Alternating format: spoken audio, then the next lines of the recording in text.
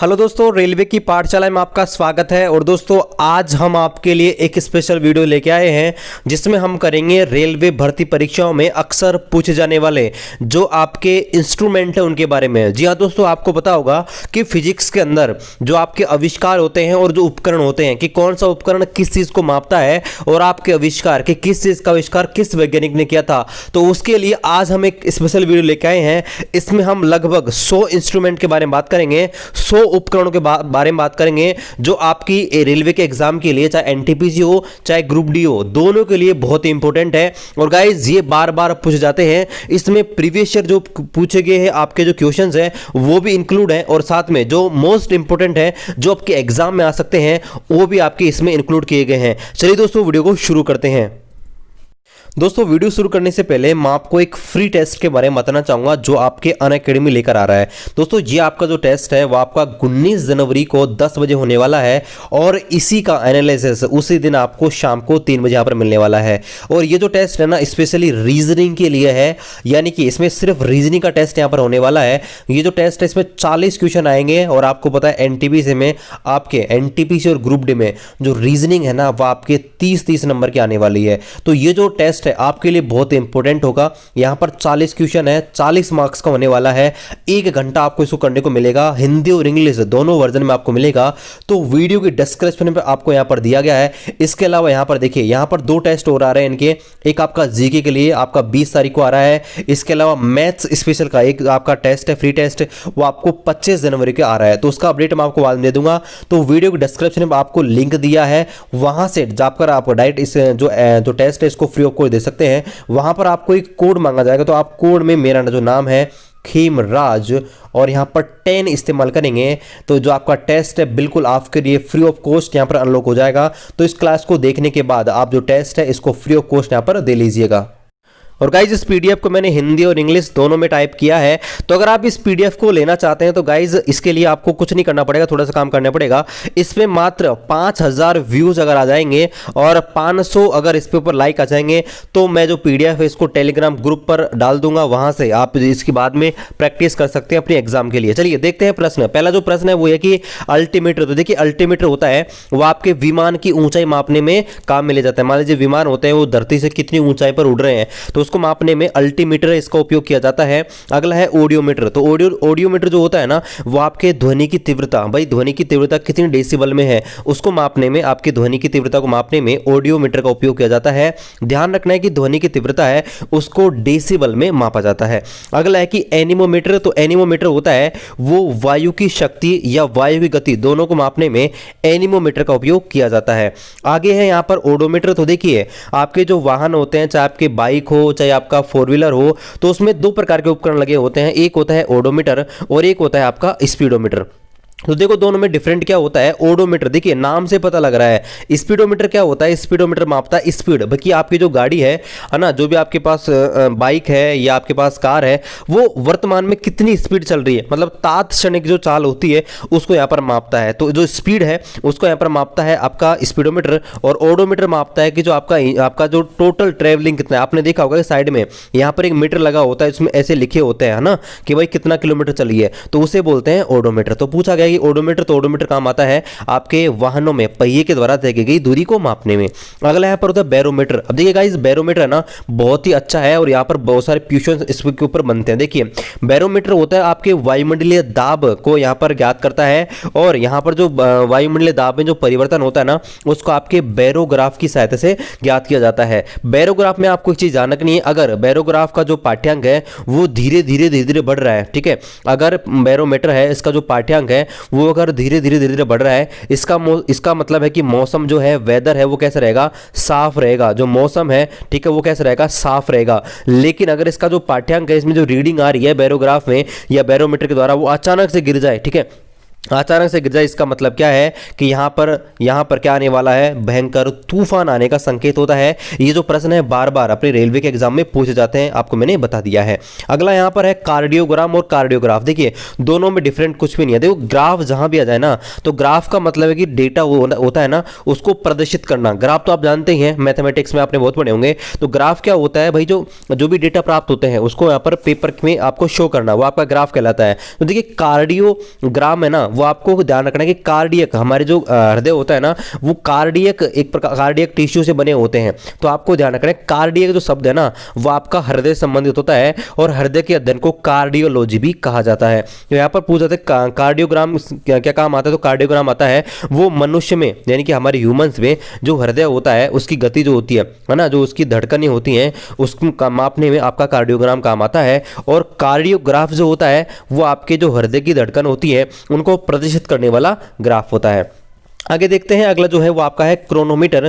तो क्रोनोमीटर क्या काम आता है, पानी में जो जहाज चलते रहते हैं उनमें सही समय ज्ञात करने में, है ना, वो आपके क्रोनोमीटर आपके काम आता है।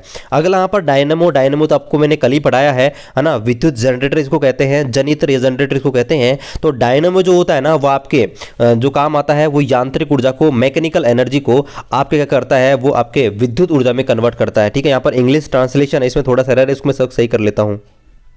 यहाँ पर मैंने सही कर लिया है कि जो आपका डायनामो होता है उसकी खोज माइकल फैराडे ने की थी और यहाँ पर ये आपके मैकेनिकल एनर्जी होता है उसको इलेक्ट्रिकल एनर्जी में क्या करता है, कन्वर्ट करता है। जबकि जो विद्युत मोटर होती है वो आपके इलेक्ट्रिकल एनर्जी होती है उसको क्या करती है, मैकेनिकल एनर्जी के अंदर ट्रांसफर करता है। अगला जो है वो आपका है इलेक्ट्रोस्कोप। तो इलेक्ट्रोस्कोप होता है वो आपके जो इलेक्ट्रिक चार्ज होता है, मतलब आवेश होता है, उसकी उपस्थिति का यहाँ पर पता लगाता है। अगला है इलेक्ट्रोमीटर। तो इलेक्ट्रोमीटर जो होता है ना, वो आपके जो पोटेंशियल डिफरेंस होता है ना उसको मापने में इसका उपयोग किया जाता है।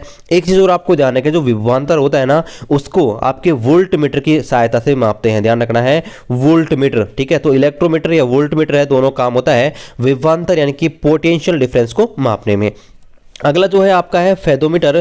तो जो फेदोमीटर होता है वो आपके समुद्र में जो गहराई होती है ना उसको मापने में किया जाता है। ठीक है, फेदोमीटर। ठीक है, ये आपको ध्यान रखना है। मान लीजिए समुद्र में कोई चीज़ है तो कितनी गहरी है, तो समुद्र के अंदर जो हम गहराई डेप्थ मापते हैं किसी समुद्र की गहराई, जैसे प्रशांत महासागर है वो कितना गहरा है, हिंद महासागर कितना गहरा है, तो उसको मापने में फेदोमीटर में उसकी जो डिस्टेंस है उसको यहाँ पर मापा जाता है। अगला है गैल्वेनोमीटर। तो देखिए विद्युत धारा जो होती है ना वो आपके जो नॉर्मली विद्युत धारा होती है उसको हम मापते हैं एमीटर की सहायता से, है ना, एमीटर की सहायता से। लेकिन जो निम्न मान की धारा होती है ना उसको हम मापते हैं गैल्वेनोमीटर की सहायता से। तो यहाँ पर इसका जो आंसर होगा वो होगा कि विद्युत धारा होती है ना उसकी प्रबलता यानी कि इलेक्ट्रिक करंट होता है उसको मापने में गैल्वेनोमीटर का उपयोग किया जाता है। अगला है हाइड्रोफोन। अब देखिए हाइड्रो आता है और हाइड्रो आता है आपको समझना है, हाइड्रो का मतलब होता है जल और फोन का मतलब आवाज संबंधित है यानी कि आपके तरंग संबंधित है। तो यहाँ पर आ जाएगा कि पानी के अंदर जो ध्वनि होती है ना, ध्वनि तरंग, उनकी जो माप आती है, मतलब पानी के अंदर मान लीजिए कोई चीज़ बज रही है उसकी आवाज़ आ रही है पानी के अंदर, तो उसको मापने में इसका उपयोग किया जाता है। अगला जो है वो आपका है हाइड्रोमीटर।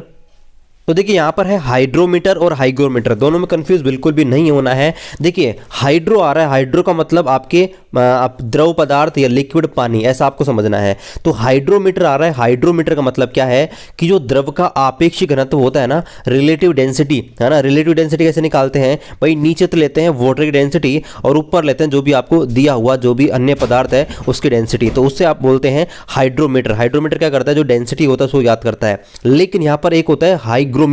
तो हाइग्रोमीटर क्या करता है, वायुमंडल में जो आर्द्रता रहती है ना, ह्यूमिडिटी, मतलब कितना आपका आर्द्रता है, कितनी ह्यूमिडिटी है, उसको मापता है हाइग्रोमीटर। ध्यान रखना ये आपके वेरी वेरी इंपॉर्टेंट है, ये आपके बार बार पूछे जाते हैं, हाइड्रोमीटर और हाइग्रोमीटर। अगला देखते हैं वो आपका है लैक्टोमीटर। तो आपको ध्यान रखना है, बिल्कुल सीधी सी बात है भाई, दूध में पाया जाता है लैक्टिक एसिड। क्या पाया जाता है, लैक्टिक एसिड, और लैक्टोमीटर होता है वो आपको इसी को मापता है। तो लैक्टोमीटर के साथ क्या मापते हैं, दूध की शुद्धता। अगला यहाँ पर है माइक्रोस्कोप, और माइक्रोस्कोप का उपयोग क्या करते हैं आप जानते हैं, जो वस्तुएं होती हैं उनको बड़ा करके देखने में। मान लीजिए आपकी कोई वस्तु है आपको छोटी दिखाई दे रही है, तो हम क्या करते हैं, उनको बड़ा करने में, आपके बड़ा करके देखने में माइक्रोस्कोप का उपयोग किया जाता है। ध्यान रखना है वस्तुओं को बड़ा करके देखना, ठीक है। अगला जो प्रश्न है वो है कि ओडोमीटर। ओडोमीटर आपको पहले ही बता चुका हूँ कि जो मोटर गाड़ी होती है वो उसमें गति जो होती है ना, उसको मापने में काम आते हैं। दी ना, आपके जो ओडोमीटर होते हैं वो क्या काम आते हैं, आपके ओडोमीटर होते हैं वो आपके टोटल जो ट्रेवल चला है उसको मापने में काम आते हैं। जबकि स्पीडोमीटर होता है वो स्पीड को यहाँ पर प्रदर्शित करता है ना। तो यहाँ पर अच्छा, यहाँ पर देखिए, यहाँ पर टाइपिंग एरर है, यहाँ पर देखिए थोड़ा सही कर लेता हूँ, स्पीड नहीं आएगा यहाँ पर, ठीक है। तो यहाँ पर मैंने इसको सही कर लिया है। तो यहाँ पर जो ओडोमीटर होता है वो क्या करता है, जो आपका ट्रेवल टोटल डिस्टेंस है उसको मापने में इसका उपयोग किया जाता है। अगला देखते हैं ओम मीटर। तो ओम मीटर आप जानते हैं ओम किसका मात्रक होता है, रेजिस्टेंस का, यानी कि प्रतिरोध का। तो जो प्रतिरोध होता है, रेजिस्टेंस होता है, उसको मापने में ओम मीटर होता है, उसका उपयोग किया जाता है। अगला होता है पायरोमीटर। तो पायरोमीटर होता है वो आपका उच्च तापमान होता है ना, जैसे कि मान लीजिए आपका सूर्य है, सूर्य का तापमान बहुत ज़्यादा होता है, टंगस्टन होता है, इसका तापमान बहुत ज़्यादा होता है। तो जो हाई टेम्परेचर होता है, परमाणु भट्टी होते हैं, तो ऐसे जिनके टेम्परेचर हाई होता है ना, तो टेम्परेचर हाई होते हैं उनको मापने में पायरोमीटर का उपयोग किया जाता है। मतलब हाई टेम्परेचर है उनको मीजर करने में पायरोमीटर का उपयोग किया जाता है। अगला है पॉलीग्राफ। तो पॉलीग्राफ जो होता है ना, आपके झूठ का पता लगाने में, मतलब कोई आदमी झूठ बोल रहा है ना, आजकल देखिए लाई डिटेक्शन आपके बहुत सारे डिवाइस आ गए हैं जिनसे आप चोर होते हैं उनसे पता लगा सकते हैं कि वो झूठ बोल रहा है सच बोल रहा है। ठीक है, तो जो पॉलीग्राफ होता है ना वो आपके दर्शाता है जो झूठ बोलने का पता लगाने वाला आपका ये होता है। ठीक है, अगला होता है रेडियोमीटर। तो रेडियोमीटर क्या होता है, किरण को मापना, किरण नहीं यहाँ पर विकिरण आएगा। ठीक है, यहाँ पर मैं सही कर लेता हूँ। तो अब मैंने इसको सही कर लिया। यहाँ पर देखिए जो रेडियोमीटर है ना वो आपके काम आता है विकिरण को मापने में। ठीक है, तो यहाँ पर यानी कि मेजरमेंट ऑफ रेडिएशन, इसको मापने में इसका उपयोग किया जाता है। अगला है सिस्मोग्राफ। वेरी इजी, आप जानते हैं सिस्मोग्राफ होता है वो आपके भूकंप की तीव्रता को मापने में किया जाता है। भूकंप जो आता है ना, आपको पता है कि अलग अलग तीव्रता का भूकंप आता है, तो उसको मापने में आपका सिस्मोग्राफ जो उपकरण है इसका उपयोग किया जाता है।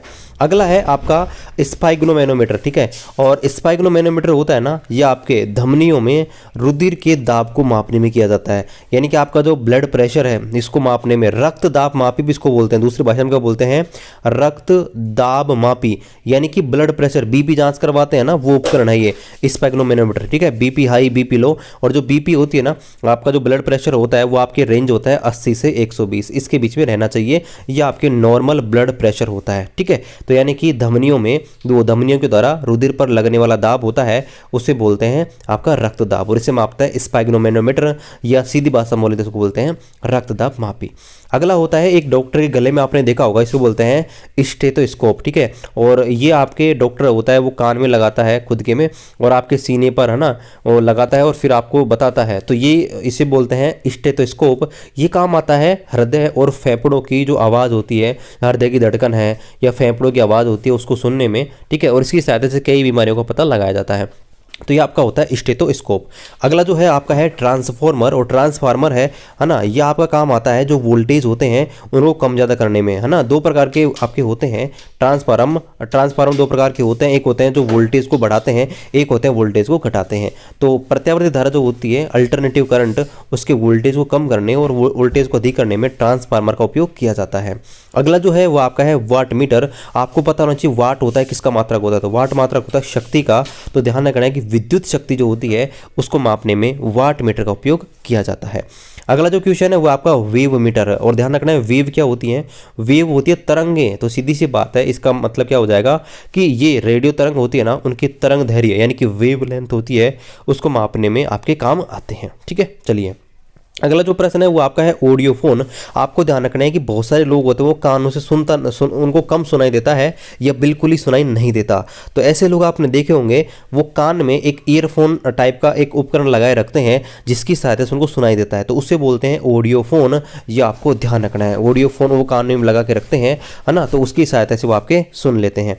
अगला है आपका कंपास, और कंपास तो आप जानते हैं फोन में भी कंपास आता है ना, और ऐसे भी आपकी कंपास आती है। तो कंपास जो होती है वो एक प्रकार का दिशा सूचक यंत्र होता है, उसकी सहायता से आप अगर किसी जंगल में भटक जाते हो तो आप डायरेक्शन का पता लगा सकते हो कि यहाँ पर किस दिशा में आप चल रहे हो। अगला है साइटोट्रॉन। ध्यान रखना, एक साइटोट्रॉन है और एक है आपका साइक्लोट्रॉन। ठीक है, साइक्लोट्रॉन, ध्यान रखना है, दो चीज होती हैं, एक होता है साइक्लोट्रॉन, एक होता है साइटोट्रॉन। तो साइटोट्रॉन है ना वो तो आपके कृत्रिम मौसम, ठीक है, आर्टिफिशियल वेदर बनाना है, बारिश गर्मी सर्दी, तो उसमें आपका साइटोट्रॉन काम आता है। लेकिन साइक्लोट्रॉन जो होता है ना वो क्या करता है, वहाँ पे कोई भी जैसे इलेक्ट्रॉन है, प्रोटॉन है या न्यूट्रॉन है, इसके आवेश को बढ़ाना है, मतलब इसका उच्च आवेश इसका करना है ना, तो उसको बढ़ाने में साइक्लोट्रॉन का उपयोग किया जाता है। एक डिवाइस होती है जो आवेश को बढ़ाने वाली इकाई होती, मतलब आपका क्या होता है एक डिवाइस होती है जिसकी सहायता से किसी भी जो आपका कण है, जैसे इलेक्ट्रॉन है, प्रोटॉन है, उसको आवेशित किया जा सकता है, मतलब उसका आवेश बढ़ाया जा सकता है, तो वो आपका होता है साइक्लोट्रॉन, ध्यान रखना है। अगला जो है आपका है माइक्रोफोन, और माइक्रोफोन तो आप जानते हैं जिसे माइक बोलते हैं शॉर्ट में। तो ये क्या करता है, ध्वनि तरंग होती हैं उनको विद्युत तरंग में बदलता है। ठीक है, चलिए अगला देखते हैं। अगला जो है वो आपका है पेरिस्कोप। तो जो पेरिस्कोप होता है ना, वो आपका जो पनडुब्बी होती हैं, पनडुब्बी आप जानते हैं जो समुद्र होते हैं उनमें पनडुब्बी होती हैं, तो पनडुब्बी आपके कितने समुद्र लेवल से कितनी ऊपर है ना, तो वहाँ से जो समुद्र की गहराई है उसको पता लगाने में पेरिस्कोप का उपयोग किया जाता है। अगला देखते हैं जो आपका है पोटोमीटर। ठीक है, तो पोटोमीटर पोटो से बन रहा है पौधे। ठीक है, तो यहाँ पर क्या आ जाएगा कि भाई जो पौधे हैं उनमें वाष्प उत्सर्जन की दर कितनी हो रही है, मतलब कितना आपको पता होगा कि जो पेड़ पौधे होते हैं वो आपके पत्तियों के माध्यम से क्या करते हैं, आपके जो पानी होता है, पानी की ज़्यादा मात्रा होती है उसको उत्सर्जित कर देते हैं आपके वायुमंडल में, उसे बोलते हैं वाष्प उत्सर्जन करना। ठीक है, तो इमिशन करना। तो यहाँ पर इसके जो मापने की दर होती है उनको बोलते हैं पोटोमीटर। ठीक है, चलिए आगे देखते हैं रेफ्रिजरेटर। तो रेफ्रिजरेटर तो आप जानते ही हैं, ठंडा पानी आप पीते ही हैं, तो उसको ठंडा पानी करने के लिए रेफ्रिजरेटर का उपयोग किया जाता है। लेकिन यहाँ पर इसका दूसरा उपयोग ये है, रेफ्रिजरेटर कई प्रकार की होती है। तो रेफ्रिजरेटर है ना, वो आपके कक्षा, आपका जो कक्ष होता है, कोई भी आपका रूम है, उसके टेम्परेचर को भी क्या करते हैं, कंट्रोल करते हैं। इसके अलावा आप जानते हैं कि वर्तमान में चल रही एसी, एयर कंडीशनर, उनका उपयोग भी आपको पता होगा, वो भी आपके जो कक्षीय ताप उसको आपके कंट्रोल करते हैं, मतलब टेम्परेचर है आप एडजस्ट कर सकते हैं जो एसी होते हैं उनकी मदद से, एयर कंडीशनर की मदद से। अगला जो है वो आपका है वोल्ट मीटर। वोल्ट मीटर सीधा सा आप जानते हैं वोल्टेज को मापने वाली उपकरण होता है, और इसका सिंबल होता है आपका कैपिटल वी होता है। एक होता है एमीटर, और एमीटर होता है, इसको आप ए से प्रदर्शित करते हैं इस प्रकार से, और ये आपकी जो इलेक्ट्रिसिटी होती है, विद्युत धारा आती है, उसको मापने में काम लिया जाता है। चलिए अगला देखते हैं। आपका है अगला जो है हेलियोस्कोप। तो हेलियोस्कोप होते हैं ये स्पेशली सूर्य को देखने वाले उपकरण होते हैं, क्योंकि आपको पता है सूर्य बहुत दूरी पर स्थित होता है, तो ऐसे में जो हेलियोस्कोप है वो आपके सूर्य को देखने में, यानी कि इन व्यूइंग ऑफ सन, इसमें इसका उपयोग किया जाता है। चलिए अब यहाँ पर कुछ इन्वेंशन की बात करते हैं। ये तो आपके थे कुछ आपके उपकरण जो कहाँ काम आते हैं उनके बारे में चर्चा कर ली है। अब बात करते हैं आपके रेलवे भर्ती परीक्षा जो पहले हुई है 2018 में, उनमें बहुत सारे इन्वेंशन के बारे में पूछा गया कि कौन से वैज्ञानिक ने किस किस की खोज की। तो चलिए उनके बारे में डिस्कस करते हैं। देखिए पहले यहाँ पर पूछा गया था कि अल्ट्रा वोयलेट स्पेक्ट्रोफोटोमीटर है, उसका आपका किसने आपका खोज की थी। तो यहाँ पर इसकी खोज की थी प्रोफेसर GMB डॉब्सन ने। किसने की थी? GMB Dobson. और ये काम क्या आता है, आपका जो ओजोन परत की मोटाई है ना, आपको पता होगा कि क्लोरोफ्लोरोकार्बन है, इसकी मात्रा लगातार बढ़ रही है, और इसे जो अंटार्कटिका महाद्वीप है, ठीक है, उसके ऊपर जो ओजोन परत है उसमें छेद सा हो गया है, मतलब जो ओजोन परत की मोटाई है ना, उसको मापने में अल्ट्रा वोयलेट स्पेक्ट्रोफोटोमीटर है, इसका उपयोग किया जाता है। आगे बात करते हैं। आगे देखिए यहाँ पर एक वैज्ञानिक है ना, जिनका नाम है अलेक्जेंडर ग्राहम बेल। और अलेक्जेंडर ग्राहम बेल है, उन्होंने बहुत सारे आविष्कार किए थे। कौन कौन से? देखिए टेलीफोन का आविष्कार भी उन्होंने किया था। ऑप्टिकल फाइबर सिस्टम है, ध्यान रखना, ऑप्टिकल फाइबर का नहीं, ध्यान रखना, ऑप्टिकल फाइबर एक भारतीय हैं, उन्होंने की थी, लेकिन ऑप्टिकल फाइबर सिस्टम है, ठीक है, वो आपके अलेक्जेंडर ग्राहम बेल ने की। डेसिबल यूनिट है, वो भी आपके अलेक्जेंडर ग्राहम बेल की देन है। आगे बात करते हैं बल्ब, जो आप बल्ब जलाते हो वर्तमान में, इसकी शुरुआत एडिशन ने की थी, ये भी आपको ध्यान रखना है। अगला है रेल के इंजन जो बनाए जाते हैं। अब आपको पता है रेल के इंजन दो प्रकार के होते हैं, आपके कोयले से चलने वाले और भाप से चलने वाले, ये वाले। तो भाप का इंजन आप जानते हैं जेम्स वाट ने इसकी खोज की थी, तो उसी से आपको ध्यान रखना है, जेम्स वाट ने क्या की थी, रेल के इंजन थे आपके बनाए थे। अगला जो प्रश्न है वो आपका है परमाणु बम। तो परमाणु बम है आपके ओटो होन और रॉबर्ट ओपनहीमर, दो वैज्ञानिक थे जिन्होंने आपके क्या किया था, आपके इसकी खोज की थी। तो कैसे ध्यान रखेंगे कि भाई देखिए परमाणु बम, आप जानते हैं परमाणु बम कितने खतरनाक होते हैं, वो ऑटोमेटिक चलते हैं। तो पहले तो याद हो गया ओटो होन, और दूसरा अगर परमाणु बम फट गया तो आप जानते हैं अपने आप ही मर गया। देखो इसमें आप आ रहा है ओपनहीमर, यानी कि अपने आप ही मर गया। आप जानते हैं परमाणु बम अगर चल गया तो आदमी क्या, मतलब एक बड़े से बड़ा जिला या बड़े से बड़ा सिटी है वो यहाँ पर एकदम से खत्म हो सकता है। तो इसलिए आप याद कर सकते हैं ओटो होन बाय रॉबर्ट ओपनहीमर। आगे बात करते हैं परमाणु बम के बारे में। तो परमाणु बम होता है वो नाभिकीय विखंडन की अभिक्रिया पे काम करता है। मतलब इसमें क्या होता है, जो आपके उच्च या भारी नाभिक होते हैं वो आपके छोटे छोटे नाभिक में टूट जाते हैं, ब्रेक हो जाते हैं, और इसमें स्पेशली प्लूटोनियम और यूरेनियम जैसे धातु हैं, इन्हें काम में लिया जाता है। आगे बात करते हैं, ये सारे पूछे गए हैं। एनटीपीसी 2015 के एग्जाम थी उसमें, है ना, एनटीपीसी 2015 और आपका ALP technician 2018, RPF group D 2018 में सारे क्वेश्चन पूछे गए हैं, वहीं से मैंने ये आपके टाइपिंग किए हैं। अगला जो क्लिनिकल जो थर्मामीटर होता है, इसका आपका किसने बनाया था, यानी कि आपके जो डॉक्टरी थर्मामीटर होता है जिसकी सहायता से बुखार मापा जाता है, तो ये आपके जो थॉमस क्लिफोर्ड अल्बर्ट है ना, इन्होंने इसकी खोज की थी, आपका थॉमस क्लिफोर्ड अल्बर्ट ने। देखते हैं जो आपका है माइक्रोस्कोप की सहायता से छोटी वस्तुएं हैं उनको हम देख सकते हैं। तो यहाँ पर इसकी खोज की थी जैके रियस जेनसन ने। किसने की थी? जैके रियस जेनसन ने। और ये सारे पूछे गए हैं। अगला जो स्टेथोस्कोप होता है वो, तो स्टेथोस्कोप के बारे में अभी आपको बताया था, जो डॉक्टर गले में रखता है ना, और इसके साथ धड़कन, हृदय की धड़कन और फेफड़े होते हैं उनको यहाँ पर चेक करता है। तो यह आपकी खोज की थी रेने लेनेक ने। किसने? रेने लेनेक ने। अगला आपका एक्सरे मशीन, मोस्ट इंपोर्टेंट है, बहुत बार पूछा गया है।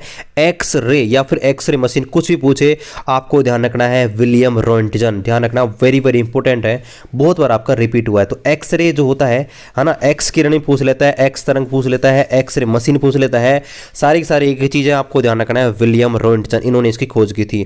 अगला है यहां पर कि एंटोनियो मेउसी है, इसका संबंध किससे है? तो ध्यान रखना है, इन्होंने आपके टेलीग्राम, यानी कि आपके जो टेलीग्राम नहीं, टेलीफोन है, इसकी आपके खोज में मदद की थी। आपको पता होगा भाई, टेलीफोन है ना, टेलीफोन की खोज किसने की थी?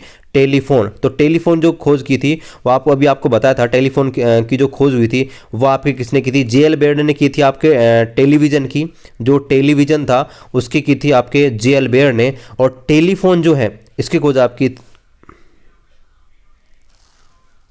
अलेक्जेंडर ग्राहम बेल ने की थी। तो यहां पर इनके साथ में अलेक्जेंडर ग्राहम बेल थे, उन्हीं के साथ में इन्होंने हेल्प कराई थी एंटोनियो मेउसी। आपको ध्यान रखना है, ये आपके इनके साथ जुड़े हुए हैं, लेकिन जो श्रेय दिया जाता है ना वो आपके उनको दिया जाता है। टेलीफोन मतलब इनको नहीं दिया जाता है, एंटोनियो मेउसी को नहीं दिया जाता है ना, अलेक्जेंडर ग्राहम बेल को ही दिया जाता है टेलीफोन बनाने का श्रेय। ठीक है, चलिए अगला देखते हैं कि प्रत्यावर्ती धारा, यानी कि आपका अल्टरनेटिव करंट। तो अल्टरनेटिव करंट है वो आपके निकोला टेस्ला, ठीक है, इन्होंने आपके इसकी खोज की थी। अगला है प्रकाश विद्युत प्रभाव, या आपके अल्बर्ट आइंस्टीन थे, इन्होंने आपके दी थी। अगला है रडार की सहायता से आपको पता है, रडार जो आपके पानी में चलने वाले जहाज है उनकी इको लोकेशन का पता लगाता है। तो वो जो रडार है इसकी खोज की थी रॉबर्ट वाटसन वॉट ने। किसने की थी? रॉबर्ट वाटसन वॉट ने। और अगला है कि सर्वप्रथम पेट्रोल से चलने वाली जो कार है उसका इंजन किसने बनाया था? यानी कि पेट्रोल से चलने वाली जो कार है उसका इंजन जो बनाया था वो आपको बनाया था कार्ल बेंज। किसने बनाया था? कार्ल बेंज ने।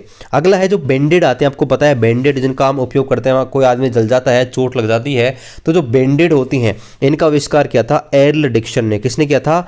एर्ल डिक्शन। ठीक है, ये डिक्शनरी लिख किया, यहाँ पर है एर्ल डिक्शन, ये आपको ध्यान रखना है, डिक्शन। ओके, चलिए आगे देखते हैं मोबाइल फोन। अब देखिए मोबाइल फोन है, इसका आविष्कार आपके किया था वो आपके मोबाइल फोन का किया था मार्टिन कपूर ने। ध्यान रखना, टेलीफोन का अलग है, टेलीफोन का आपका ग्राहम बेल है, लेकिन ध्यान रखना मोबाइल फोन, कंफ्यूज बिल्कुल भी नहीं होना है, और यही आप गलती कर जाते हैं। तो मोबाइल फोन का आविष्कार किया था मार्टिन कपूर ने, ये आपको ध्यान रखना है।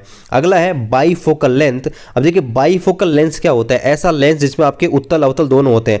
आपने जरूर देखा होगा, जो आपके बड़े आदमी होते हैं, जो आपकी उम्र ज़्यादा हो जाती है, उनमें इस प्रकार के आपके चश्मे आपने जरूर बने देखे होंगे। इस प्रकार के चश्मे उनके होते हैं, यानी कि एक लेंस इधर, एक लेंस अंदर की ओर इधर होता है, और एक लेंस ये, तो ऐसे बोलते हैं बाईफोकल लेंस। और बाईफोकल लेंस है, इनका उपचार किया जाता है आपके जो जरा दूरदृष्टि, मतलब जैसे जैसे उम्र बढ़ती जाती है तो व्यक्तियों को न तो पास की वस्तु दिखाई देती है ना ही दूर की, तो ऐसे जो दोष होते हैं उन्हें बोलते हैं जरा दूरदृष्टि, है ना। तो इसका उपचार के लिए इनका उपयोग किया जाता है बाईफोकल लेंथ, और इसकी जो खोज की थी आपके बेंजामिन फ्रैंकलिन ने की थी।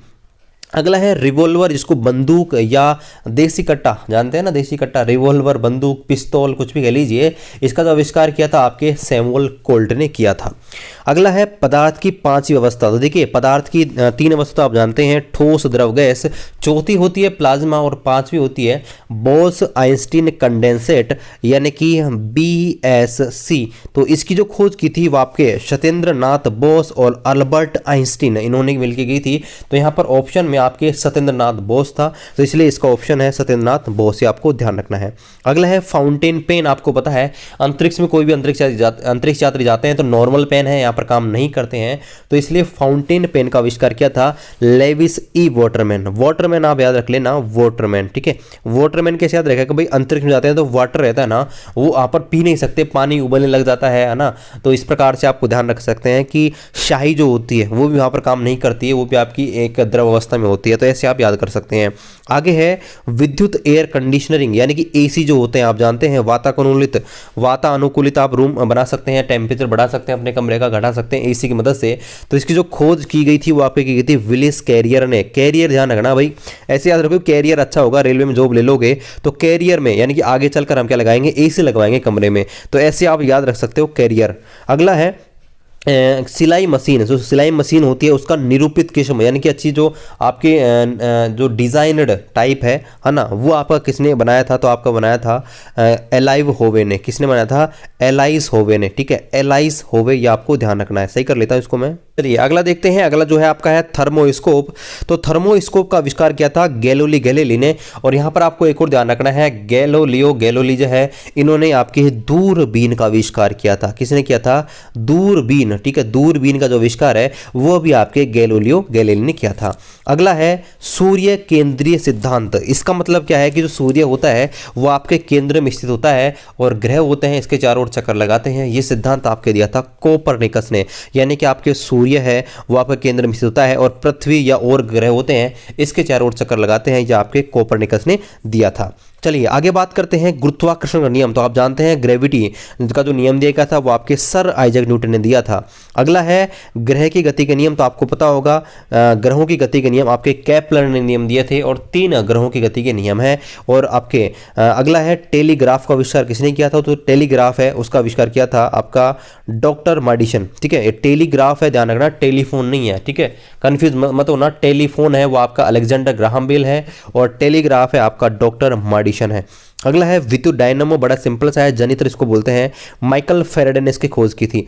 अगला है आधुनिक पेंसिल जो होता है, मॉडल पेंसिल हम काम लेते हैं, तो पेंसिल की शुरुआत कहाँ से हुई है, तो पेंसिल की शुरुआत आपके यूरोप से मानी जाती है। और ये सारे प्रश्न आपके पूछे गए हैं।